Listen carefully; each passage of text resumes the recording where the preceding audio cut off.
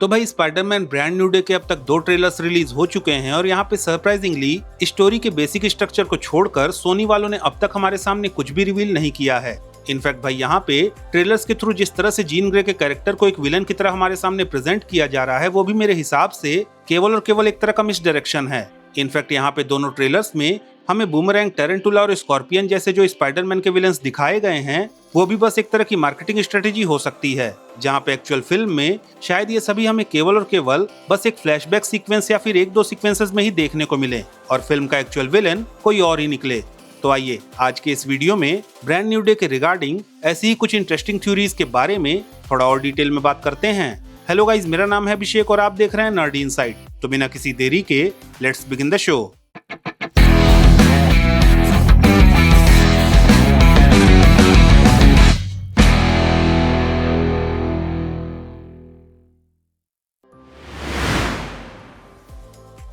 अब भाई ऑब्वियसली दोनों ही ट्रेलर्स को देखकर ये तो क्लियर हो चुका है कि ब्रांड न्यू डे में हमें पीटर की पावर्स एक तरह से म्यूटेट होती हुई देखने को मिलेंगी। लेकिन भाई यहाँ पे क्वेश्चन ये है कि अचानक से पीटर की पावर्स म्यूटेट हो क्यों रही हैं? तो इस बात का आंसर हमें कुछ हद तक 2006 में रिलीज हुई स्पाइडरमैन की कॉमिक बुक द अदर्स में मिलता है, जहाँ पे पीटर के साथ डिजीनेस और ब्लैकआउट जैसे इवेंट्स होने के साथ साथ कुछ ऐसे इंस्टेंसेस भी हुए थे जहाँ पे पीटर ने अपनी पावर्स पे कंट्रोल खो दिया था और वो एक विलेन को ऑलमोस्ट मारने ही वाला था। इनफैक्ट इस स्टोरी लाइन में पीटर अपनी प्रॉब्लम को सॉल्व करने के लिए ब्रूस बैनर से भी हेल्प मांगता है, जो कि अगेन ट्रेलर में भी हमें होता हुआ दिख रहा है। हालांकि भाई अगर इस कॉमिक बुक के कंक्लूजन की बात करें तो इस कॉमिक बुक में अल्टीमेटली पीटर को पता चलता है कि उसकी पावर्स में ये जो म्यूटेशन वगैरह हो रहा था वो बस इसी वजह से था क्योंकि वो कहीं ना कहीं अपनी स्पाइडर वाली पर्सनालिटी को दबाने की कोशिश कर रहा था। इनफैक्ट कॉमिक बुक में पीटर की डेथ भी हो जाती है और वो एक मिस्टीरियस पावर द्वारा तभी जिंदा किया जाता है जब उसकी सोल इस बात पे एग्री करती है कि वो अपने अंदर की स्पाइडर और ह्यूमन वाली पर्सनालिटी दोनों को ही इक्वल वैल्यू करते हुए अपनी ओवरऑल पर्सनालिटी में एक तरह का बैलेंस क्रिएट करेगा, जो कि ऑब्वियसली फिल्म में एग्जैक्टली तो नहीं दिखाया जाएगा, पर कहीं ना कहीं मुझे लगता है कि नो वे होम के इवेंट्स के बाद पीटर जिस तरह से ऑलमोस्ट अकेला हो चुका है उसकी वजह से कहीं ना कहीं उसकी पीटर वाली पर्सनालिटी एक तरह से सबड्यूड हो चुकी है और फिल्म के सिनॉप्सिस के अकॉर्डिंग अब वो ज्यादा टाइम अपनी स्पाइडरमैन वाली पर्सनालिटी के साथ न्यूयॉर्क में लोगों की हेल्प करते हुए बिता रहा है और शायद यही मेंटल इम्बैलेंस पीटर की पावर्स के म्यूटेशन के पीछे का रीजन हो सकता है।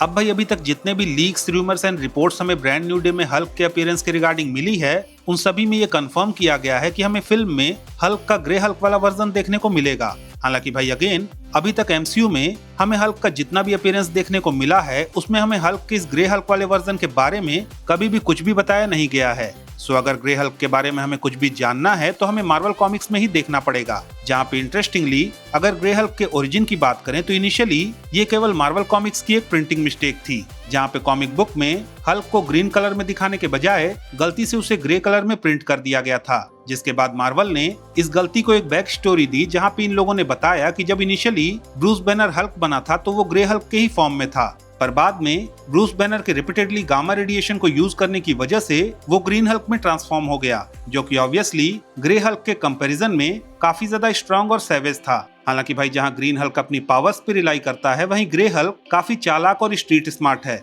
जो कि एक टाइम पे कॉमिक बुक्स में ब्रूस बैनर की भी लंका लगा चुका है। हालांकि भाई जहां तक रही ब्रांड न्यू डे की बात तो आई थिंक यहाँ पे हमें जो ग्रे हल्क देखने को मिलेगा वो mainly lack of gamma exposure की वजह से हो सकता है, क्योंकि ब्रूस बैनर ने जो काफी टाइम से इनहिबिटर अपने हाथ में पहना हुआ है वो शायद ब्रूस बैनर के अंदर के गामा रेडिएशन को कॉन्टिन्यूअसली या तो रिलीज कर देता होगा या फिर कहीं और स्टोर कर देता होगा, जिससे कि ब्रूस की बॉडी में गामा रेडिएशन का लेवल कभी भी उस क्रिटिकल लेवल पे नहीं पहुंचता होगा जहां से वो हल्क में ट्रांसफॉर्म हो सके। और भाई जब ब्रांड न्यू डे में माइंड कंट्रोल की वजह से ब्रूस हल्क में बदलेगा तो भी उसकी बॉडी में गामा रेडिएशन इतने लो लेवल पे होगा जिससे कि वो अपने वीकेस्ट ग्रे हल्क वाले फॉर्म में ट्रांसफॉर्म होगा और शायद इसी वीकनेस की वजह से फिल्म में स्पाइडरमैन हल्क को न्यूयॉर्क में तबाही मचाने से भी रोक दे, क्योंकि अगर हल्क अपने पावरफुल ग्रीन हल्क वाले अवतार में ट्रांसफॉर्म हो गया तो वो केवल स्पाइडरमैन से तो ना रुकने वाला। अब भाई फाइनली अगर ब्रांड न्यू डे में सेडी सिंह के कैरेक्टर की बात करें तो अब तक ना तो ट्रेलर और ना ही किसी सोनी या फिर मार्वल ऑफिशियल ने इस कैरेक्टर के रिगार्डिंग कोई भी डिटेल्स प्रोवाइड की हैं। हालांकि जितना हमें लीक्स वगैरह से जानने को मिल रहा है उसके हिसाब से सेडी सिंह फिल्म में जीन ग्रे का रोल प्ले करेंगी। साथ ही भाई ट्रेलर जिस तरह से इस कैरेक्टर को प्रेजेंट कर रहा है वो कहीं ना कहीं फैंस के लिए एक तरह की विलेनस वाइब क्रिएट कर रहा है। हालांकि जहां तक मुझे लग रहा है ये सब एक तरह का डिसेप्शन है, क्योंकि भाई ना तो कॉमिक बुक हिस्ट्री और ना ही कॉमन सेंस के हिसाब से जीन ग्रे का पीटर पार्कर के अगेंस्ट जाना किसी भी तरह का सेंस बनाता है। इनफैक्ट भाई फिल्म से पनिशर और सीडी सिंह के कैरेक्टर की ये इमेज जो कुछ टाइम पहले ही लीक हुई थी वो भी कुछ इसी तरह का सेंस बना रही है, क्योंकि भाई अगर ध्यान से देखें तो यहाँ पे पनिशर समवॉट सीडी सिंह के कैरेक्टर को प्रोटेक्ट करता हुआ दिख रहा है। वहीं ट्रेलर से भी पनिशर और पीटर के बीच की केमिस्ट्री का जो इंप्रेशन मिल रहा है वो समवॉट फ्रेंडली ही लग रहा है। और भाई जब पीटर और जीन ग्रे दोनों ही पनिशर से एक तरह का फ्रेंडली कनेक्शन रखते हैं तो दोनों के बीच में इस तरह की दुश्मनी का होना,